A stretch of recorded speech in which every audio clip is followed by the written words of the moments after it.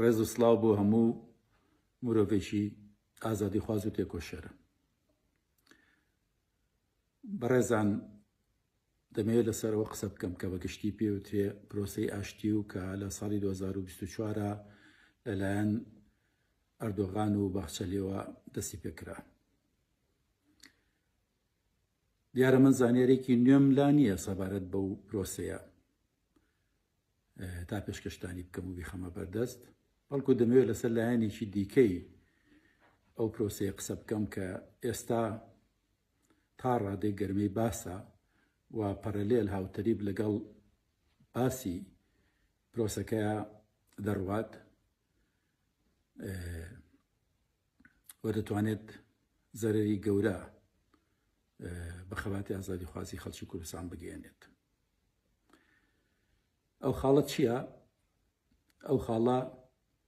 پروپاگەندەی دەوڵەتی تورکیایە کە بەڕای من ئەو پروپاگەندەیە زیاتر ئاراستەی ڕۆژهەڵات و باشوور کراوە وەک لە باکوور و ڕۆژئاوای کوردستان. لە باکووری کوردستان تا ڕادێکی زۆر باڵا لەبەرەوەی ڕێخستنەکان بەهێزن و خەڵک لە تێکۆشانی ڕۆژانەدایە و ساڵایەکی زۆرە کە جەماوەری خەڵکی ئازادی خوازی کوردستان لە باکووری کوردستان و لە ڕۆژئاوا دەست و پەنجەی شۆڕەژێڕی نەرمەکەن دژ بە دەوڵەتی تورکیا و دژ بە بەتایبەتی بە سیاسەتی ئەردۆغان و بە سیاسەتی پاکەتی ڕەگەزپەرستی و فاشیزمی ئیسلامی تورکی. هەندێک لەو پروپاگاندانە کاریگەریشان لەسەر لایەنێک یا هەندێک لایەنی ڕۆژهەڵاتی کوردستان هەیە لەبەرەوەی لە هەمان هەلومەرجی باشووری کوردستان ئاژین، بەڵام پروپاگەندەکان بە تایبەتی ئاراستی باشوورن و زیانی گەورە بە باشوور دەگێنن. دەوڵەتی تورکیا لە ڕێگای کەناڵەکانی خۆیەوە لە باشووری کوردستان وا بڵاوێکاتەوە کە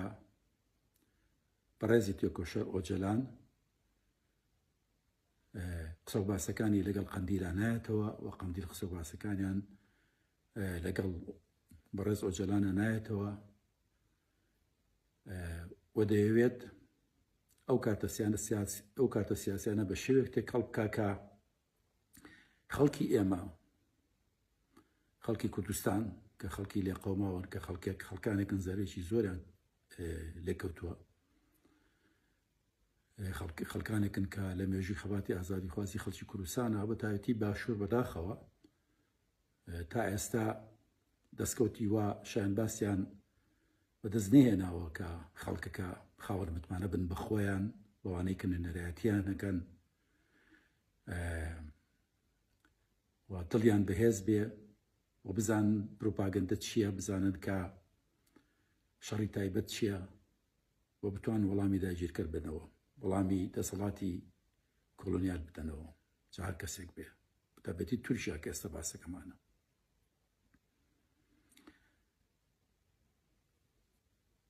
بەڕێزان، ئەو ترسەی کە لە باشوور هەندێک لایەن باسی دەکەن یا هەندێک خەڵکی خۆمان لە هەر لایەنێکن، بەڵام کوردن لەبەرەوە بۆ من گرنگە کە ئەو قسە و باسە بکەم. ئەو خەڵکانی کە دەترسن لەوەی بەڕێز ئۆجەلان بێت و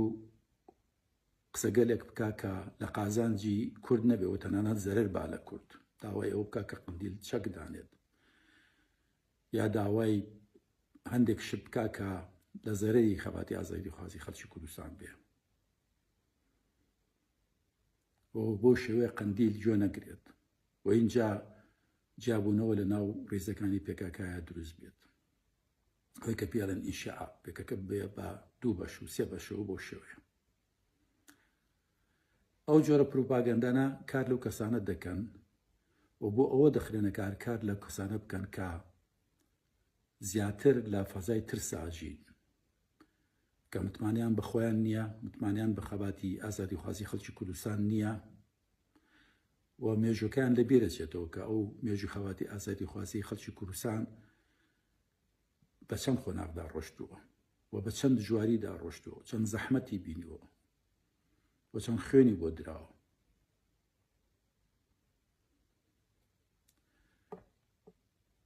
ئەگەر ئێمە بڕوانین لە پرۆسەکانی ئاشتی لە دنیاە بۆ منە لە باشووری ئەفریقا لە سەرکەوتنی ڤێتنام چین توزانم هەر وڵاتێک بگرین ئەوەیە کە هەمیشە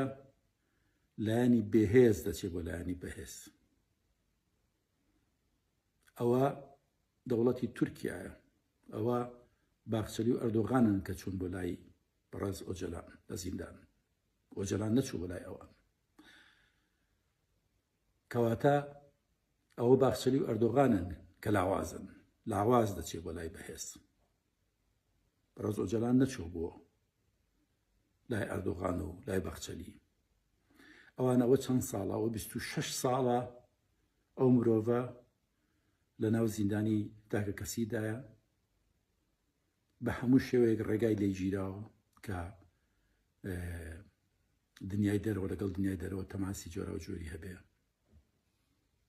و ئەو دژواری لەسەر ئەو تێکۆشەرەوەیە باز ناکرێت ڕەنگە شێوەی ئەوە بۆ نمونە لە زیندانەکانی باشووری ئەفریقای ڕۆژێک لە ڕۆژان دژ بە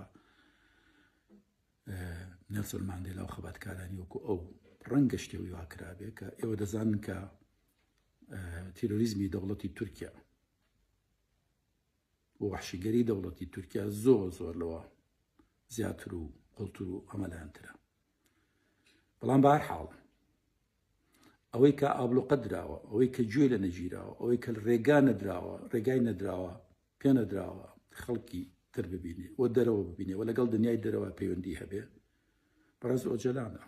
ئەوان چون بۆ لای ئۆجەلان نەچوو بۆ لای ئەوان و ئەوان لە ڕێگای ئۆجەلانەوە داوا لە قەندیلەکەن ئەو داواکارێنی کە خۆیان هیانە و قەندیل شتێک خراوێکە کە لە ساڵی 1984ەوە دەستکراوە بە خەبات کە خۆتان نەزانن پێکاکە کۆمەڵێک لایەنی هەیە لایەنی سەربازیە لایەنی سیاسیە لایەنە جۆرا جۆرەکانی تری کۆمەڵایەتی و دیپلۆماسی بۆ شێوەیە لە 1984ەوە تا ئەمڕۆ قەندیل بەهێزتر بووە لاوازتر نەبوو ڕۆژ بە ڕۆژ قەندیل بەهێزتر بووە لە لای خەڵکی کوردستان متمانەی پیا کردووە لە لای کوردستان جێگای خەڵکی کوردستان جێگەی باوەڕە جێگای دڵنیاییە لە هەر کاتێک لە باشووری کوردستان گروپێک یا مەسەڵەن خەڵکی کوردستان بە گشتی یا کۆمەڵێک سەنگەر لە هەر شوێنێک بوو بن کەوت بنە ژێر مەترسیەوە قەندیل توانیوەتی پشگیریان بکە و گەورەترین لە شەڕە گەورەکانی خەباتی جەگاری دژی خوێنڕەشترین زاڵمترین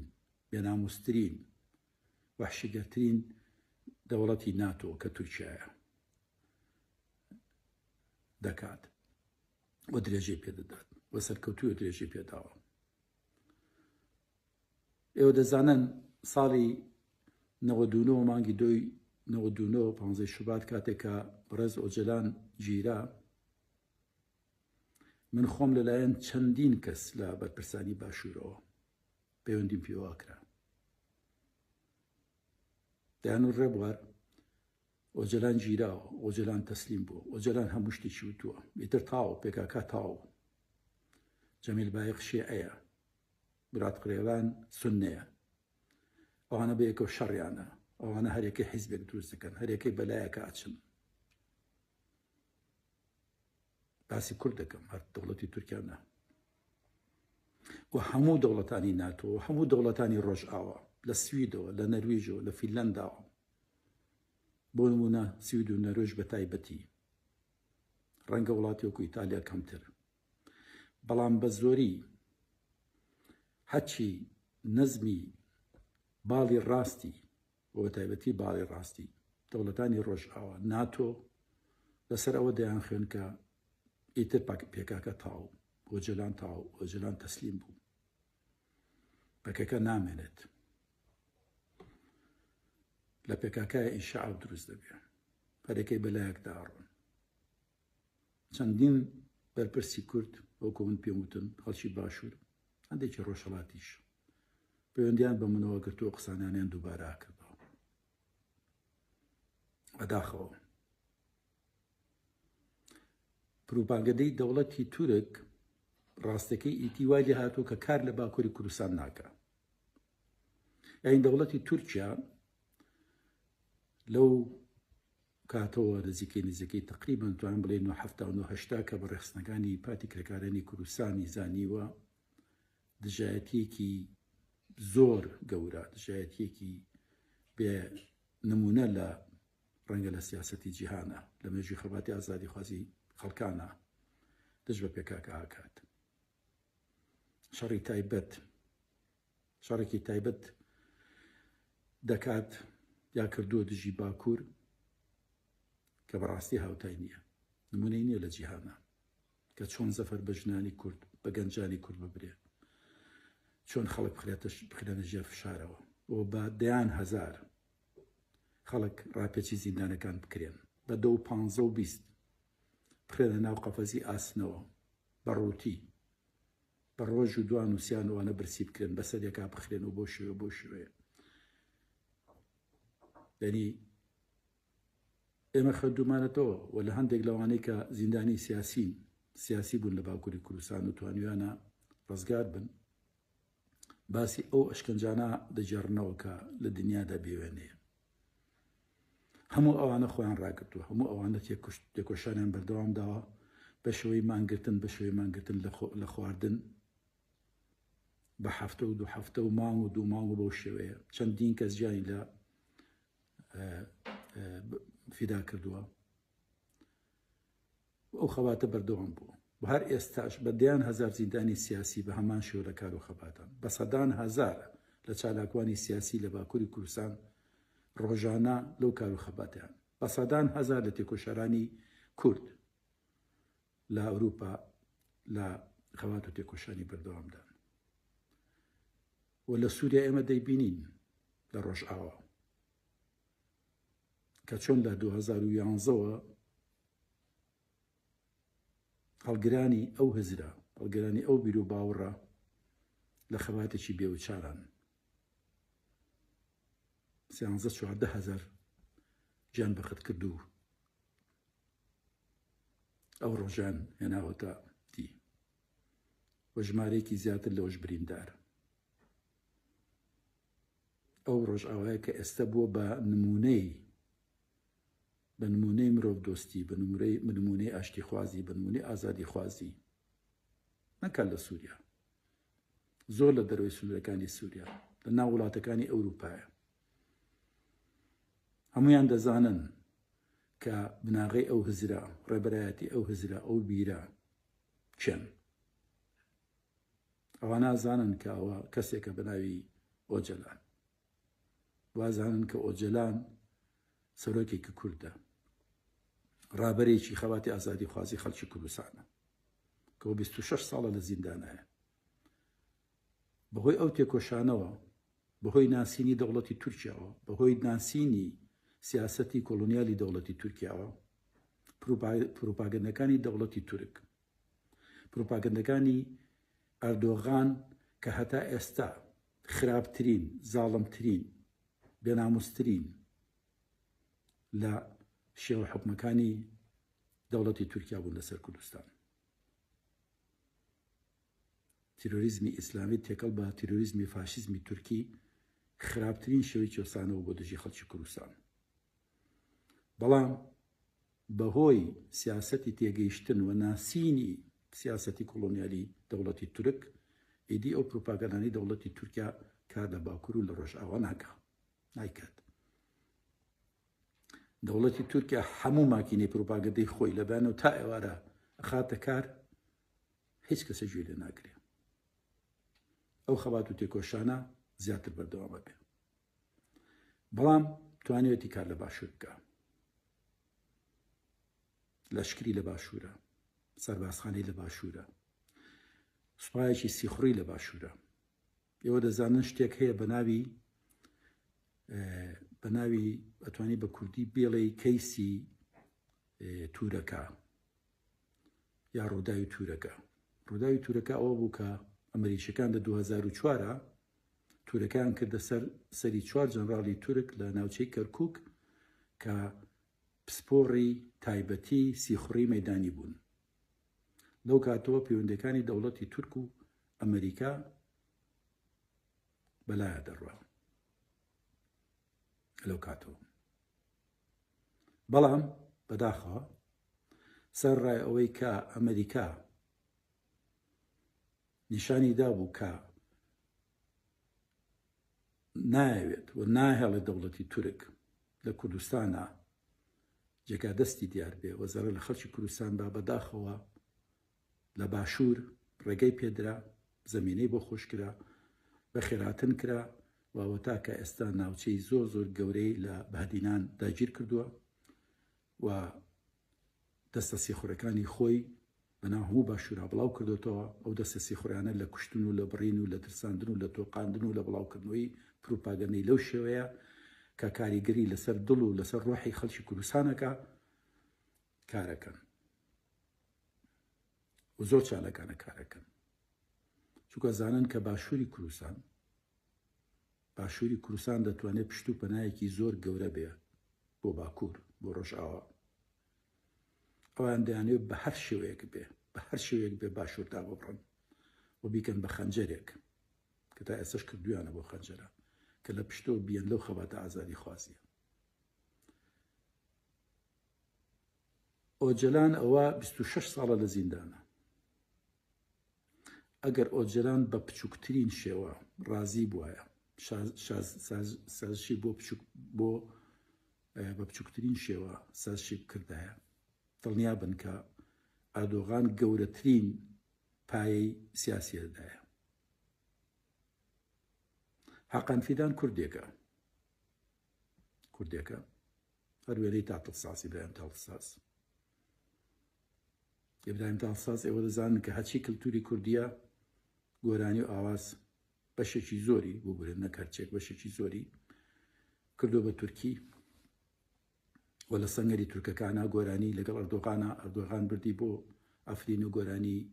ئەم شەو دەبوون بە میواندان یا بە میوانت ئەوەی پێ دەڵێ دەزەخاتە سەرشادی و قەشمەری پێکە. حەقان فیدانیش کووردە بە هەمان شێوە دەیگێڕێت لەناو پایتەختەکانی دنیاە وەکو کوردێک نیشانیە داکاوە وەزیری دەرەوەیەتی و وەزیری دەسەڕاستێتی و چوزانم پیاوی باوەڕ پێکرایەتی بۆ شێوەیە. دەوڵەتی تورک کێشەی لەگەڵ مەقام و پلەیانێ بۆ کوردێک. ئێوە زانن کە تورکەت ئۆزار کورد بوو، ئەجەوید کورد بوو،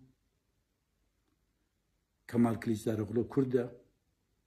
هەموو ئەوانە پۆستی زۆر باڵایان هەبووە. ئەگەر ئێستا بەڕێز ئۆجەلان واز لە پرسی کوردستان بێنێ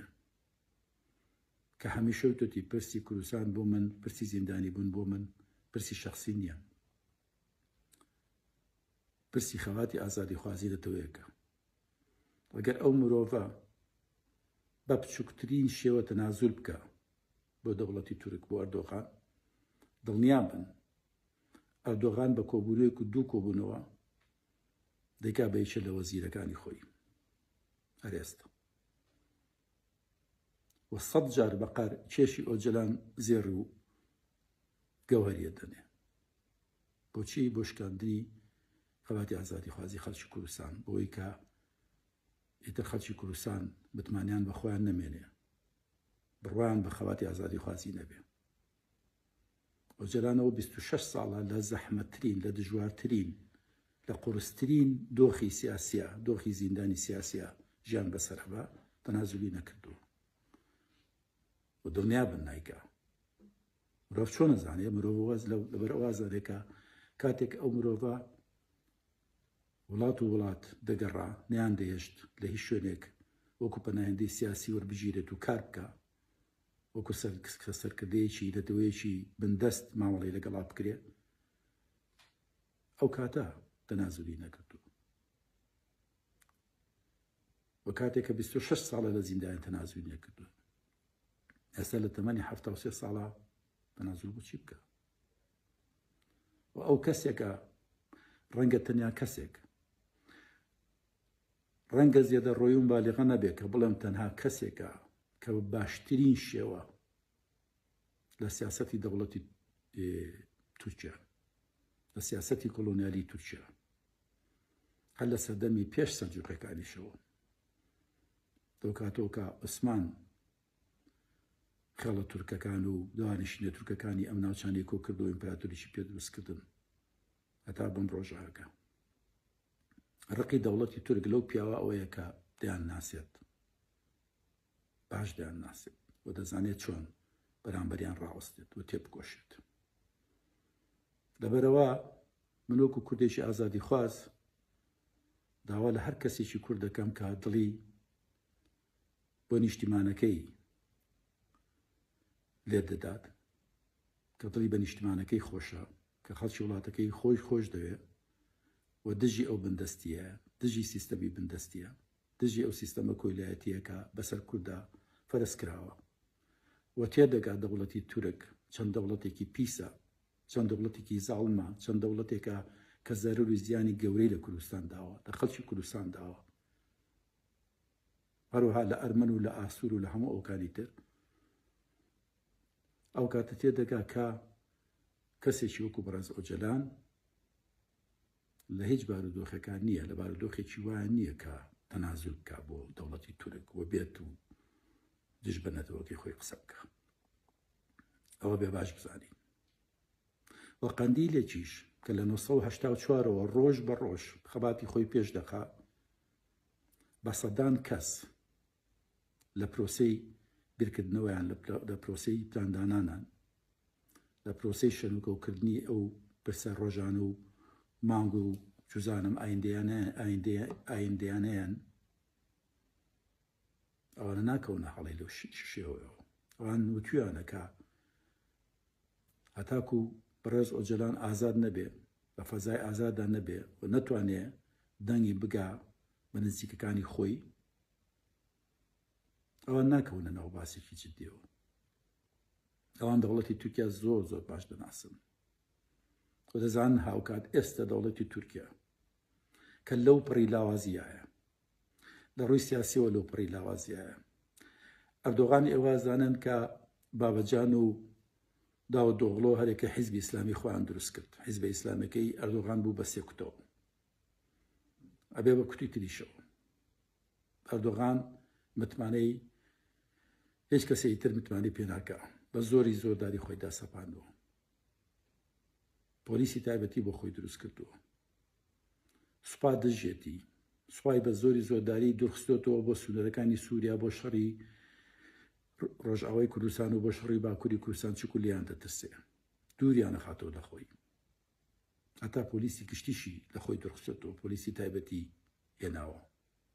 کە لەسەر موڵکی گشتی تورکیا دەیانژێنێت کە خۆی باوەڕیان پێ دەکات. ئەردۆغان لە دۆخێکی خراپایە لە ڕووی سیاسیەوە لە دنیاە، دەزانن کە ئەو ئەردۆغان خۆی ساڵەهایەک لە پشتەشتەوە بۆ کە پێڵێن ترافیکین، یعنی مەسەلەی فەسادی جنسی، فەسادی سەکسی لە ناو هەموو تورکیا و ئەوروپایە. ئەزانن کە لە پشت کۆکردنەوەی پەناهێندەیە لە ئەفغانستان و ئێران و وڵاتانی تر بۆ ئەوەی کە وەکو کارتی سیاسی بەرامبەر بە ئەوروپا بەکاریان بێنێ. ئەوروپا زۆر باشەوە ئەزانن. ئەزانن کە لە پشت دروستکردنی ڕێخستنا ئیسلامە سیاسیە تروریست و فاشیستەکانەوەیە، زۆر زۆر باش زانن، زۆر باش زانن ئەوانە لەکوێ تەمرینیان پێکرێ و مەشقیان پێکرێ، لەکوێ کۆبوونەوە دەکەن، هەموو ئەو شتانە ئازانن. ئیستیخباراتی ئەوروپا هەموو شتانە ئازانن، ئیستیخباراتی ئەمریکا هەموو شتانە ئازانێ، هیچی نهێنی نەماوە. ئەزانن کە ئەردۆغان چپیاوێکی درۆزنە. ئەردۆغان لە ڕووی سیاسیەوە، لە ڕووی دیپلۆماسیەوە بڕوانە ڕووداوەکانی ئەم دواییە 2024 و ئێستا کەس ئاوەڕ لە ئەردۆغان ناداتەوە. ئەردۆغان پنا بۆ هەر شتێکە بە بۆی کە پرسی کورد بشکێنێ، وەکو کەسێک وەکو ئیسلام فاشیستێک، وەکو تورکێکی ڕەگەزپەرست، پێی وایە لەو ڕێگەیەوە ناوێ چێتە مێژووە. ماوەیەکی زۆر خۆی لەگەڵ ئەتا تورکا بەراورد دەکرد، وێنەکانی خۆی لەگەڵ وێنەی ئەتا تورکا هەڵەواسی و بۆ شێوەیەش زۆر لە کۆماریستەکان و لە ڕێگەس پرستەکانی تووڕا کرد بۆ هەوڵیدا لە ڕێگای ئەم جۆرە ئاوسەرگیری ناپیرۆزانەوە کە لەگەڵ باخچەلی و لەگەڵ گروپەکانی ترایکە شتێک بە شتێ بکە بەڵام نەیتوانیوە. بەس دیارە هیچ شتێک ڕێگا لە ئەردوغان ناگرێت لەبەر ئەردوغان مرۆڤێکی بە ناموسە، مرۆڤێکی بە پرینسیپی سیاسیە، مرۆڤێکی درۆزنە، مرۆڤێکە تەنها و تەنها بیر لەوە کاتەوە کە چۆن بتوانێت بەسەر خەڵکی کوردستانە زاڵ بێ و بتوانێت ئەوە نیشان بدا کە ئەم ئەتاتورکێکی نوێیە، بەڵام نەیتوانێت سەر تا ئێستا سەرکەوتوو نەبووە، بێگومان سەرکەوتوش نابێ. لەبەرەوە هەر کوردێکی ئازادی خواز کە بە شێوەیەک دڵە ترسەیەکی هەیە، دڵە دەرزەیەکی هەیە لەوەی کە بەڕێز ئۆجەلان بێت و قسێ بکە دژ بە خەباتی ئازادی خوازی خەڵکی کوردستان، یا بە شێوەیەک زەرە لەو دەستکەوتانە با کە تا ئێستا هەن چ لە سووریا چ لە باشوور یاخود لە باکوور یا لە قەندیل ئەوە ڕوو نادات. و قەندیل زۆر لەوە زیرەکتر، زۆر لەوە هوشیارتر و زۆر لەوە ئامادەترن کە بە قسەی ئەردۆغان و بە قسەی لاوەکی ئەردۆغان و بە پروپاگەندەی لاوەکی ئەردۆغان و بە شەڕی تایبەت بکەونە هەڵی واوە لەو شێوەیە ناکەون. ئەردۆغان لاوازە، ئەوەی کە لاوازە دەوڵەتی تورکیایە، ئەوەی کە لاوازە ئەردۆغان و باخچەلی و ئەو باز نیەن، ئەوانن کە چوون بۆ لای بەڕێز ئۆجەلان و ئەوانن دەیانەوێت شتێکیان دەستکەوێت و ئەوان کە دەزانن ئەو خەبات ئازادی خوازی خەڵکی کوردستان لە باش لە ڕۆژئاوای کوردستان پێگەیەکی نێودەوڵەتی هەیە بەرەو سەرکەوتن دەڕوا. ئەوانە ڕەگ و ڕیشیان هەیە لەو خاکە بە خوێن ئەو دەستکەوتانیان ئەوانە ئەو دەستکەوتانیان دەستکەوتووە کە ئێستا هەمومان شانازی پێوەکەین. ئەردۆغان حکومەتی ئەردۆغان و باخچەلی ئەوە باش زانن، ئەوە باش زانن کە لە بەردەستی خواندایە کە بەدەیان هەزار زیندانی سیاسی کورد لە باکووری کوردستان ڕۆژ بە ڕۆژ بەهێزترە بن. هەرچەندە مرۆڤ زۆر ئاسایە کە مرۆڤ خۆی لەبەر لە ژێر ئەشکەنجەی زیندانە ڕانەگرێ، ئاساییە کە مرۆڤێک و دوان نەتوانن خۆیان ڕابگرن، بەڵام تا ئێستا بە خۆشحاڵیەوە هەر هەموو زیندانیانی باکووری کوردستان بەسەری بەرز و بە شانازیەوە درێژە بە خەبات دەدەن. ڕۆژانە مان دەگرن بە هەفتە و دوو هەفتە بە مانگ وەکو عەرزم کردن مان دەگرن، مان لە خواردن دەگرن و ئەو پرۆسەی تێکۆشانە لە ناو زیندانەکانە بەردەوام پێدەدەن. وەکو باسم کرد چالاکی سیاسی لە ناو خودی شارەکانی کوردستانە. ئێوە چاکەزانە من نامێ بچمە ناو وردەکاری خەواتی سیاسی شارەوانەکان و شارەکان و شارۆچەکان و بۆ شێوەیە هەروها لە ئەوروپا. تەنها من بەستم ئەوەیە کە ئێمە بڕوامان بە خەواتی ئازادی خوازی خۆمان بێ، بڕوامان بە تێکۆشەرانی خۆمان بێ، دڵمان لاواز نەبێت، دڵمان لەرزە نەکا، دڵمان نەترسێ. ئەوەی کە لاوازە، ئەوەی کە بەهێزە تورکیایە، دەوڵەتی تاجیکی تورکیایە و هەوڵ دەدا لە ڕێگای پروپاگەندەوە شتێک بەدەست بێنێ. من پێم وایە باشووری کوردستانیش خەڵکی باشووری کوردستان هێندە هوشیارن، ئەگەر چی بەداخەوە ئەوە 30 ساڵ زیاترە تا بڵێ بێخزمەتن، لە ناو سیستەمێکی پەروەردەی نیشتیمانیان نین، لە دەرەوەی سیستەمێکی پەروەردەی نیشتیمانیان، لە دەرەوەی بیرکردنەوەیکی پیشەسازیان، لە دەرەوەی بیرکردنەوەیکی کشت و کاڵیان، لە دەرەوەی بیرکردنەوەی خزمەتگوزاری گشتیان. بەڵام خەڵکێکن وڵاتی خۆیان خۆشوێ، خەڵکێکن دڵسۆزن بۆ خاک و نیشتیمان و بۆ خەڵکی خۆیان و تێدەکەن لە پروپاگەندەی دەوڵەتی تورکیا و دەوڵەتی تاجیکری ئێران تێدەکەن. وردە وردە ئەو شاریان لا دروست دەبێ. ئەوان دەزانن کە دەوڵەتی تورکیا تەنها و تەنها کەسێکیەکە خۆی بفرۆشێ، وەکو ئیبراهیم تاتەساس، وەکو حەقان فیدا، وەکو هەموو ئەوانەی ترکە دەیان بینی، ئەوانەی کە سواری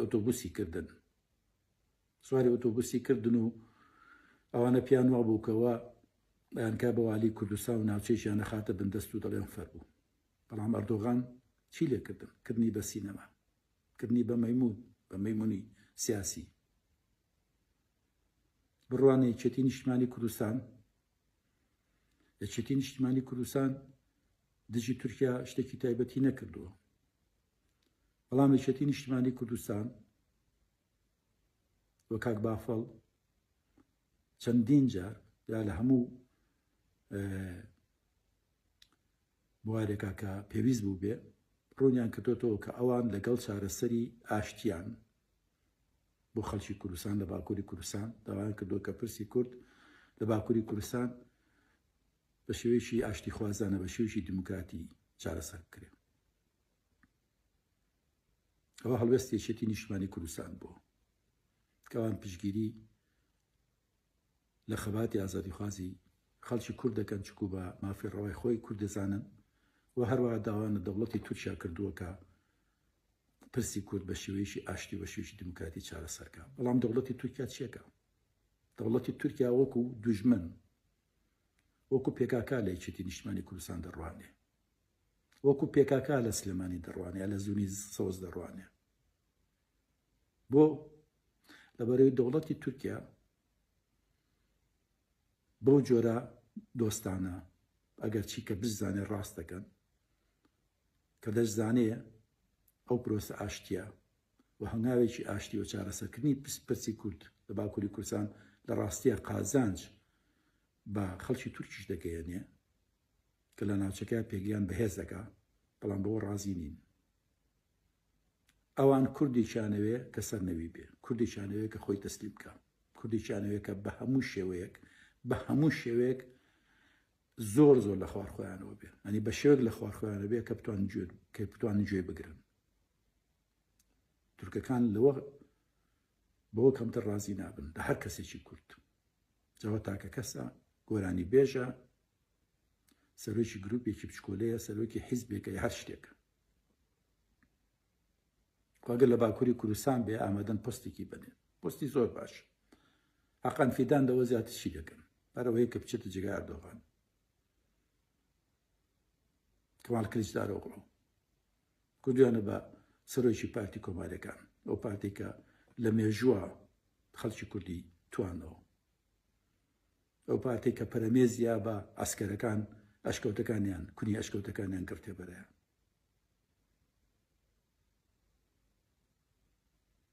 هەمووەکانی کە بۆ شێوێ ئەجەویدیان کرد بە سینەما، بە فیلم ببورن. کاتێک ئۆجەلانیان تەسلیم کرد چاوپێکەوتنی چێ ئەڵێ من ئێستا چی بکەم لەم بەڵایە، چونکە زانی کە چیان بەسەر هێناوە. بەڵام ئەو شەهامەتی نەبوو، هیچ نەبێ وەکو تورکە دووزاڵ کە ئەو باسی ئەوەی کردوتی تەنانەت سیستەمێکی فیدرالیز ڕەنگە بەشی چارەسەرکردنی کێشەی کورد نەکا، لەبەرەوەی کورد نەتەوەیەکە کە لە هەر چوار لە ئەو چوار دەوڵەتی